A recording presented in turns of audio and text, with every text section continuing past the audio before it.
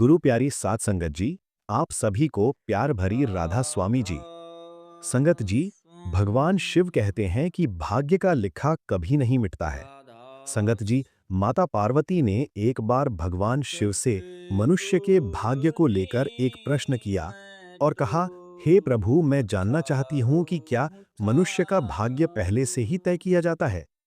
संगत जी, वीडियो शुरू करने से पहले मैं आपको बता दूं कि इसे देखने से ज्यादा सुनने में समझ आएगा, तो वीडियो को अंत तक जरूर सुनें और कमेंट बॉक्स में राधा स्वामी जी जरूर लिखें। और अगर आपने अभी तक हमारे राधा स्वामी शब्द चैनल को सब्सक्राइब नहीं किया है तो कृपया कर लीजिए। तो संगत जी, चलिए कथा में आगे बढ़ते हैं।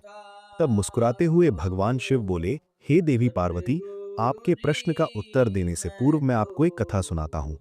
आप इसे ध्यान से सुने। दोस्तों, भगवान शिव ही संसार के आदि और अनंत हैं। शिव के बिना मृत्यु भी अधूरी है, क्योंकि प्राणी के जीवन का अंतिम सत्य है मृत्यु, और मृत्यु के देवता हैं स्वयं भगवान शिव। दोस्तों, आप सभी से हमारा विनम्र निवेदन है कि आप इस कथा को ध्यानपूर्वक सुनें ताकि आपको जीवन के कुछ महत्वपूर्ण पहलू समझ में आ सके।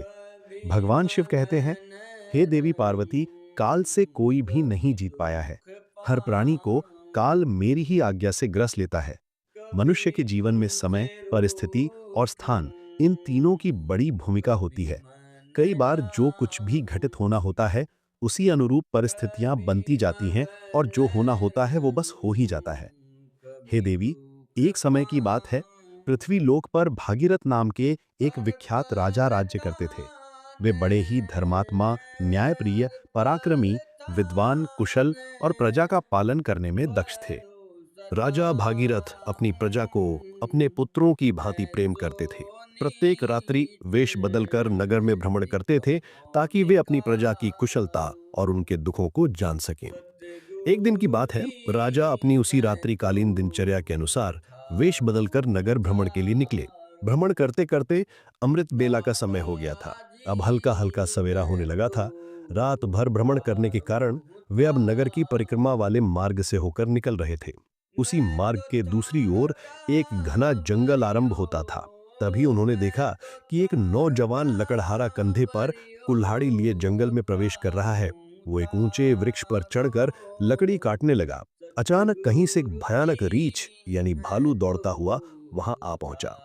ये देखकर राजा एक पेड़ के पीछे चुपचाप छिप गए। लेकिन राजा ने देखा कि वो रीछ भी उसी वृक्ष पर चढ़ने लगा जिस पर वो नौजवान लकड़हारा लकड़ी काटने के लिए चढ़ा था। उस रीछ को पेड़ पर इतनी तेजी से चढ़ते हुए देखकर राजा आश्चर्यचकित रह गए। उन्होंने सोचा, ये कैसे संभव है? इतना भारी भरकम प्राणी वृक्ष पर कैसे चढ़ सकता है? क्योंकि सामान्य रीछ कभी वृक्ष पर नहीं चढ़ता, लेकिन ये तो किसी अद्भुत शक्ति से चढ़ रहा था। उधर जब उस नौजवान लकड़हारे ने रीछ को अपनी ओर तेजी से आता देखा, तो डर के मारे उसके हाथ पांव फूल गए। भय से कांपते हुए उसके हाथ से वृक्ष की टहनी छूट गई और वो धड़ाम से जमीन पर गिर पड़ा। जैसे ही वो गिरा, उसी क्षण उसके प्राण पखेरु उड़ गए।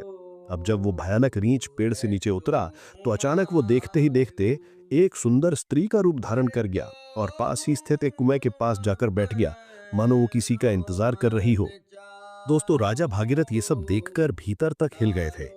उन्हें अपनी आंखों पर विश्वास नहीं हो रहा था कि उनकी सारी थकान, सारा आलस्य और नींद एक क्षण में उड़ गई, क्योंकि उन्होंने अपनी आंखों से देखा था कि कैसे वो भयानक प्राणी एक स्त्री में बदल गया। अब उनका मस्तिष्क अनेक प्रश्नों से घिर चुका था। राजा ने ठान लिया कि मैं इसका पीछा करूंगा और जानूंगा कि ये रहस्य क्या है। वे दूर खड़े होकर उस स्त्री पर दृष्टि टिकाए देख रहे थे कि अब वो क्या करती है। थोड़ी देर बाद राजा के दो सिपाही जो रात्रि गश्त पर थे वहां से गुजर रहे थे। संजोग की बात यह थी कि वे दोनों सगे भाई थे। जब छोटे भाई की दृष्टि उस कुएं के पास बैठी स्त्री पर पड़ी, तो उसे देखते ही वो उसके रूप पर मोहित हो गया और वो बोला, भैया, वो जो सुंदर कन्या वहां बैठी है ना, उसे देखते ही मेरे हृदय में प्रेम जाग उठा है। मेरा मन कहता है कि वही मेरी योग्य वधू है। मैं उसी से विवाह करना चाहता हूँ। बड़े भाई ने जब उसकी बात सुनी तो उसने भी कन्या की ओर देखा और वो भी उसी क्षण उसके सौंदर्य पर मोहित हो गया। और बड़ा भाई भी बोला, अरे छोटे, बड़े भाई के होते हुए तू कैसे विवाह कर सकता है?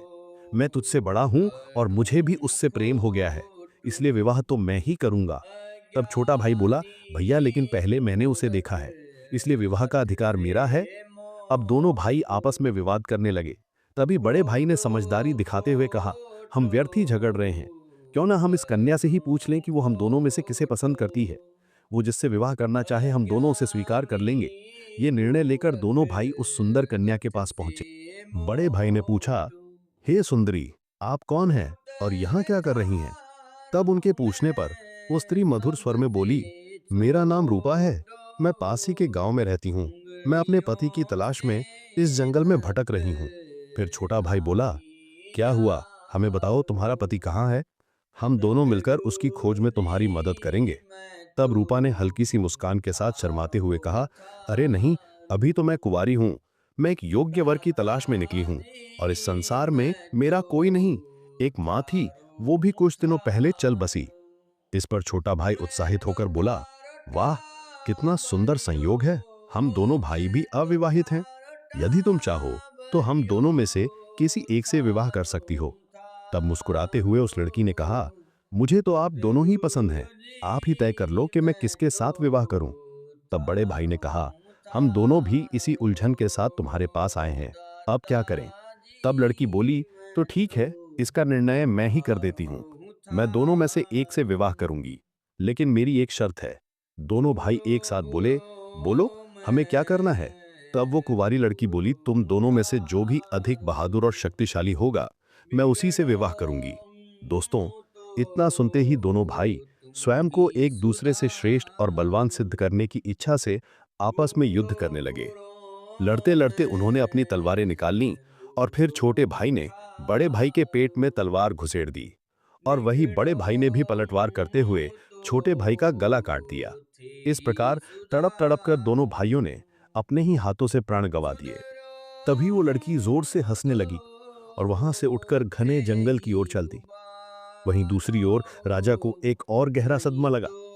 उन्होंने सोचा, इस स्त्री ने क्या कर दिया? ये तो कोई छलावा थी। अब ये आगे क्या करेगी, मुझे देखना चाहिए। ऐसा सोचकर राजा भी कुछ दूरी बना के गुप्त रूप से उसके पीछे चलती है। मित्रों, अब सूर्य भगवान पूरी तरह उदय हो चुके थे, किंतु राजा भगीरथ एक रीछ के वृक्ष पर चढ़ने और फिर एक सुंदर कन्या के रूप में बदल जाने की विचित्र घटना को अपनी आंखों से देखकर भीतर तक हिल चुके थे। अब उन्हें ना भूख का ध्यान था, ना प्यास का, ना ही राजपाट का। उन्हें तो केवल उस रहस्यमयी लड़की के विषय में जानने की तीव्र जिज्ञासा थी। राजा उस सुंदर स्त्री का पीछा करते हुए सावधानी पूर्वक लगभग 2 कोस दूर तक आ गए।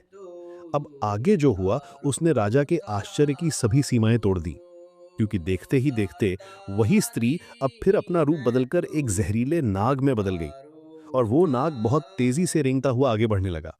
कुछ ही दूर एक नदी बह रही थी। वो नाग नदी किनारे पहुंचा और राजा की आंखों के सामने ही नदी में कूद पड़ा। नदी में एक नाव चल रही थी जिसमें 10-12 लोग सवार थे। वो नाग उसी नाव की ओर बढ़ा। राजा भगीरथ किनारे खड़े होकर ये सब देख रहे थे। नाग के नाव में कूदते ही उसमें अफरा तफरी मच गई। लोग डर के मारे अपनी जान बचाने के लिए नाव से पानी में कूदने लगे। इस भगदड़ में नाव भी पलट गई और जो लोग तैरना जानते थे वे किसी तरह नदी से बाहर निकल आए, लेकिन जो तैरना नहीं जानते थे वे डूबकर अपनी जान गंवा बैठे। दोस्तों, थोड़ी ही देर बाद वो नाग नदी से बाहर निकला और किनारे किनारे आगे बढ़ने लगा। राजा भगीरथ उसका पीछा करते रहे। फिर कुछ दूर जाने पर राजा को एक और आश्चर्य हुआ। वो नाग अब एक बार फिर अपना रूप बदल चुका था। अब वह एक वृद्ध गरीब ब्राह्मण के वेश में था। राजा ने सोचा, इस रहस्यमय प्राणी के विषय में जानकारी लेने का यही उचित समय है, क्योंकि इस समय वह एक वृद्ध ब्राह्मण के रूप में था। इसलिए राजा ने सोचा, अब मुझे इससे कोई खतरा नहीं होगा, मैं इसके पास आसानी से पहुंच सकता हूं। यही सोचकर राजा शीघ्रता से उस रहस्यमयी ब्राह्मण की ओर बढ़ने लगे। राजा तो उसके छलावे और रहस्यमयी चालों का पहले से ही पीछा कर रहे थे। अब वो तेज कदमों से चलते हुए उस ब्राह्मण के पास पहुंचे। उन्होंने हाथ जोड़कर विनम्रता से प्रणाम किया। उस वृद्ध ब्राह्मण ने भी हाथ उठाकर अभिवादन स्वीकार किया और उन्हें आशीर्वाद दिया। तब राजा ने समीप जाकर पूछा, हे ब्राह्मण देव, आप कौन हैं? तब उस ब्राह्मण ने बड़े आश्चर्य के साथ उत्तर दिया, क्या तुम्हें दिखाई नहीं देता? मैं एक ब्राह्मण हूँ और साथ ही एक वैद्य भी। अभी मुझे बहुत शीघ्रता से राजमहल पहुंचना है, क्योंकि वहां के राजा संकट में हैं और उन्हें एक कुशल वैद्य की आवश्यकता है। उस ब्राह्मण की बात सुनकर राजा स्तब्ध रह गए। उनका शरीर पसीने से भीग गया। अब उनका धैर्य टूटने लगा। दोस्तों, भगवान शिव माता पार्वती से कहते हैं, हे देवी, ऐसा क्यों ना हो, क्योंकि हर मनुष्य अपनी मृत्यु से डरता है, और जब मृत्यु ही उसके सामने खड़ी होकर उससे बात कर रही हो, तो भय तो होगा ही।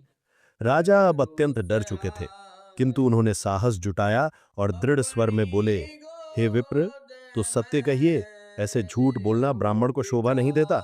इसके लिए आपको दंड भी मिल सकता है, यहाँ तक कि सूली पर भी चढ़ाया जा सकता है। और हाँ, मैं आपको बताना चाहता हूं कि यहाँ के राजा मेरे मित्र हैं और वे पूर्णतः स्वस्थ हैं। ये सुनकर ब्राह्मण मंद मुस्कान के साथ बोला, मैं सब जानता हूं, तुम व्यर्थ मेरा समय नष्ट कर रहे हो।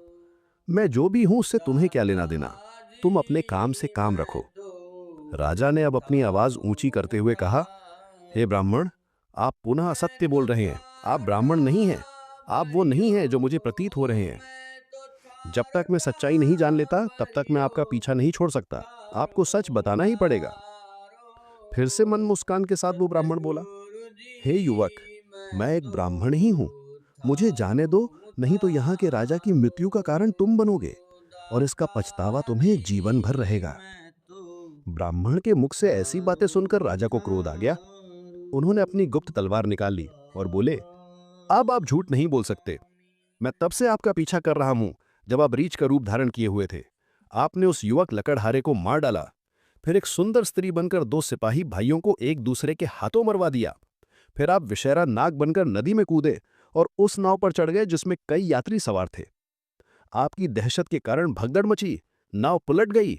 जो तैरना जानते थे वे तो बच निकले, लेकिन बाकी सभी डूबकर मर गए। और अब आप वृद्ध ब्राह्मण का रूप धारण करके नई चाल चल रहे हैं। इसलिए हे ब्राह्मण, अब सत्य कहो, तुम कौन हो?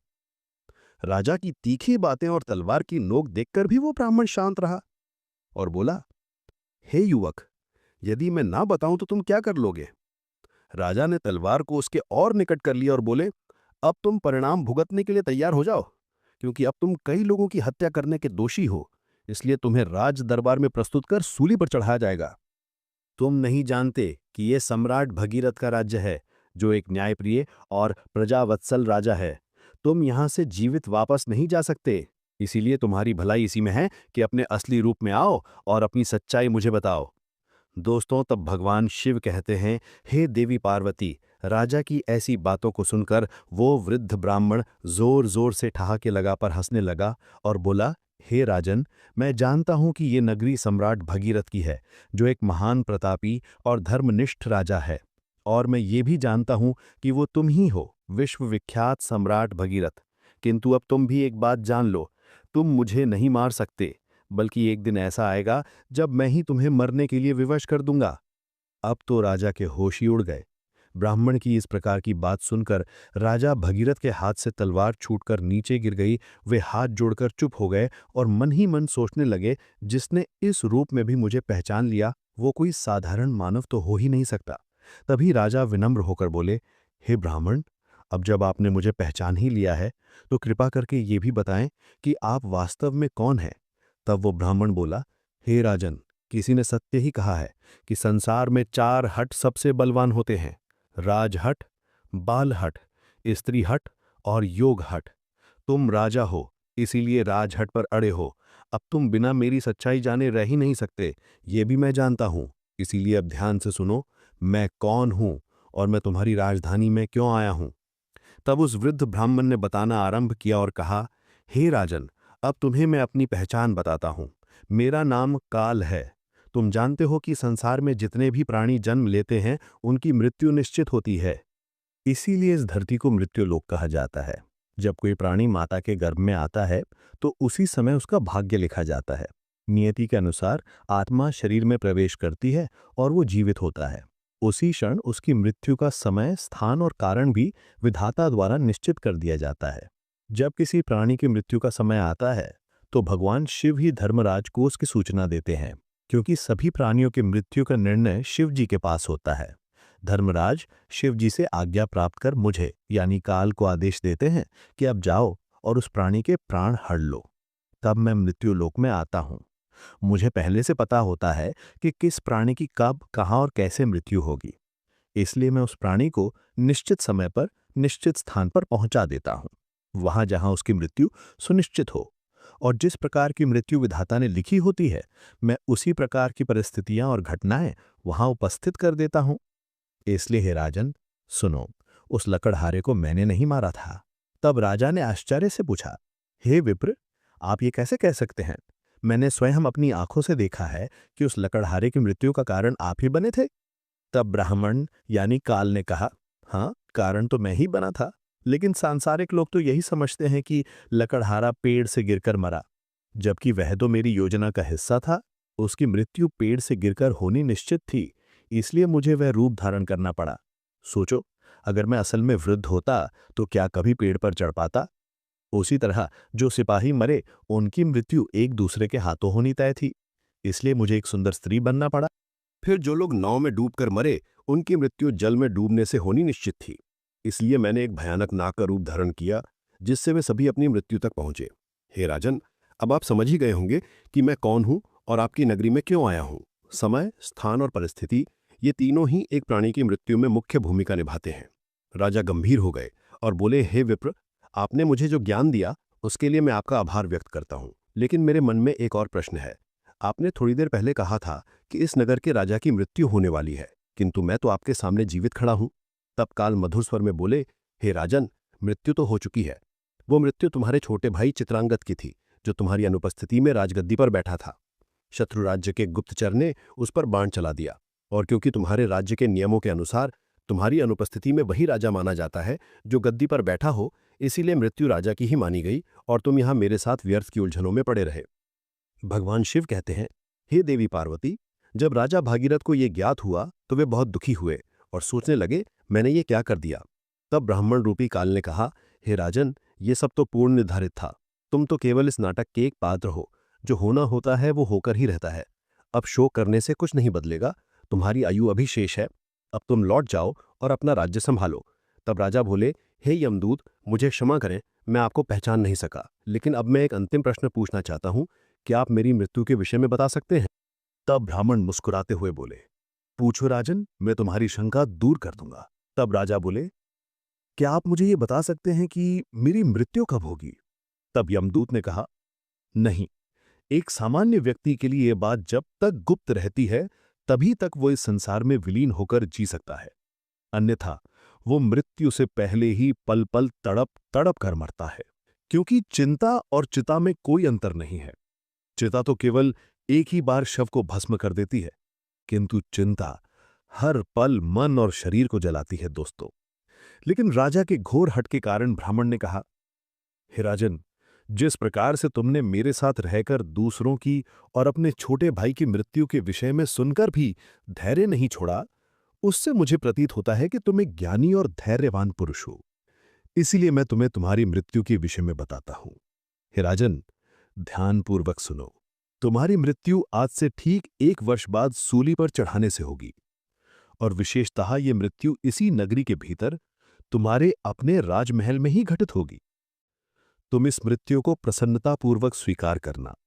इतना कहकर वो ब्राह्मण एक चील का रूप धारण कर वहां से उड़ गया। और दूसरी ओर राजा अपने महल लौटकर अपने छोटे भाई चित्रांगत का अंतिम संस्कार करते हैं और राज्य कार्य को पुनः व्यवस्थित रूप से संभालने लगते हैं। धीरे धीरे वो यमदूत के साथ हुई सारी घटनाओं को भूलने लगते हैं। इसी तरह 6 महीने बीत जाते हैं। फिर एक रात अचानक राजा घबरा कर नींद से उठ जाते हैं। उन्हें मृत्यु की आहट महसूस होने लगती है। इस पर भगवान शिव कहते हैं, हे देवी, मनुष्य चाहे जितना भी निडर क्यों ना हो, परंतु जब उसे अपनी मृत्यु का पूर्वाभास हो जाए तो वह उससे बचने के लिए कोई ना कोई उपाय अवश्य ही ढूंढ निकालता है। राजा ने भी ऐसा ही किया। अगली सुबह राजा दरबार में अपने मंत्रियों से कहते हैं, हे मंत्रियों, एक भविष्यवाणी के अनुसार आज से ठीक 6 महीने बाद मेरी मृत्यु मेरे ही महल में सूली पर चढ़ाने से होगी। अतः आप लोग कोई ऐसा उपाय खोजें जिससे यह मृत्यु टाली जा सके। कुछ समय बाद एक प्रमुख मंत्री ने सुझाव दिया, महाराज, यदि हम राज्य भर से सभी नुकीली वस्तुएं जैसे सूली, भाले, चाकू, कटार आदि का पूर्णतया बहिष्कार कर दें और उन्हें राजनगर से बाहर निकाल दें तो शायद आपको सूली पर चढ़ाया ही ना जा सके। मंत्री की यह सलाह राजा को और अन्य सभासदों को भी पसंद आती है और वे वैसा ही करते हैं। दोस्तों, राजा भगीरथ अब थोड़े शांत हो जाते हैं, किंतु मृत्यु का भय उनके भीतर अब भी जीवित रहता है। इस भय के कारण अब उन्हें नींद नहीं आती और वे मन को बहलाने के लिए नए नए शौक अपनाने लगते हैं। इसी तरह दिन बीतते हैं और वह दिन भी आ जाता है जिसके अगले दिन भविष्यवाणी के अनुसार राजा की मृत्यु होनी थी।